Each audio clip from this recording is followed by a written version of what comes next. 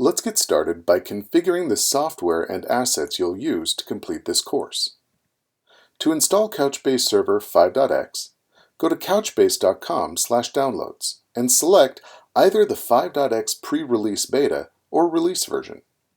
Choose your operating system and then download and install the assets as required by your operating system. Or, if you prefer to work with a containerized instance, visit couchbase.com/containers. For this course, you'll install Couchbase Server Enterprise Edition version 5 or higher. The workbook will walk you through installing it as a low-impact single-node cluster running all services with minor individual memory configurations. You'll access the admin UI at localhost 8091. You'll be setting up a new cluster, assigning it a name. You'll provide administrator credentials, a host name and IP address, the location for data and index storage, memory quotas for each of the 4 independently scalable services, and configure your cluster to perform memory-optimized indexing. Once set up, you'll open the admin UI.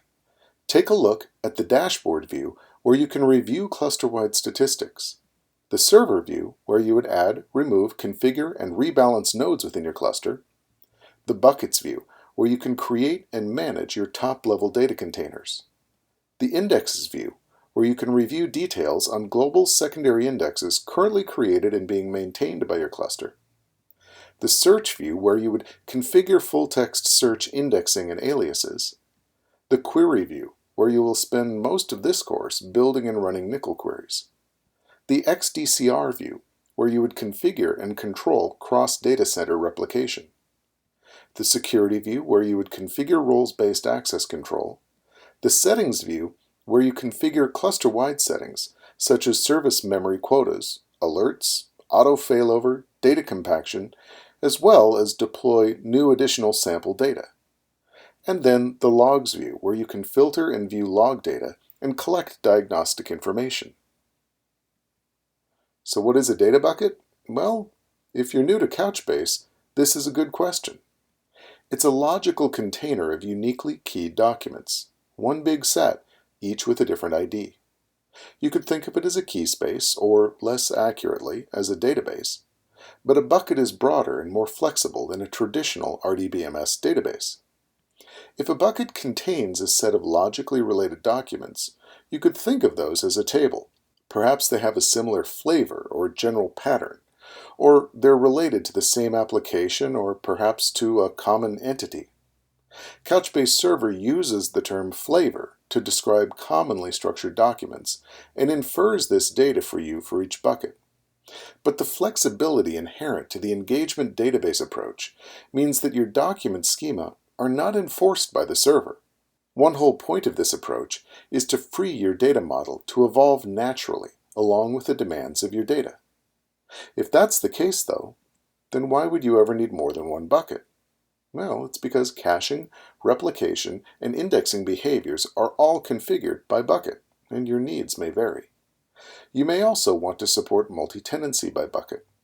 Each cluster can support multiple buckets. Couchbase Server 5 released a powerful new data import tool, CB import.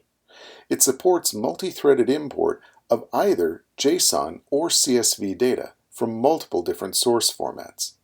It also supports custom key generation, allowing you to define the ID to be assigned to each document by pattern, including data extracted from each document.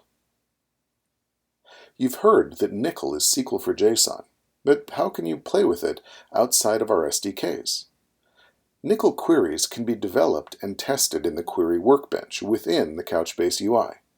This tool supports code highlighting, schema introspection, visual query plans, query history, and the export of both query statements as well as query results. This course will focus on using Query Workbench. But you also have the option to run NCL queries from the command line using CBQ. NCL relies on indexes to access data. You'll learn secondary indexing in the lessons ahead, but to perform ad hoc queries, you need to create a primary index, which is easily done using this syntax. Just create a primary index on a specified bucket. Doing this allows queries to be developed and run based on any value in any document, provided that the index service and the bucket are available. If any key or value contains special characters, use backticks as escape characters. Like any index, though, there is maintenance overhead, so the primary index can be dropped on production machines to reduce index maintenance load. To get at the labs and sample data for this course, download the workbook and data files from the introduction lesson of the Learning Management System. Extract the data files to your desktop and just follow the workbook steps for each lab. So what have we learned? Well, Couchbase 5 is easily installed locally for learning, or you could use a Docker container.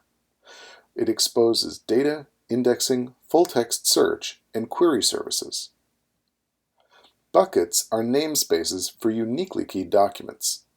They're created for caching, replication, indexing, and multi-tenancy needs because you can have any variety of documents in any given bucket.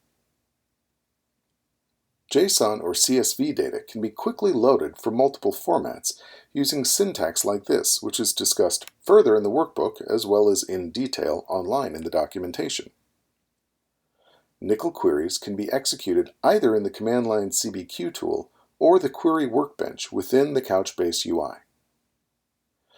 You need to have a primary index created on a bucket in order to perform ad hoc queries using arbitrary values and arbitrary attributes. You do so with this syntax, and you may also consider dropping primary indexes on production machines unless you specifically need to support ad hoc queries.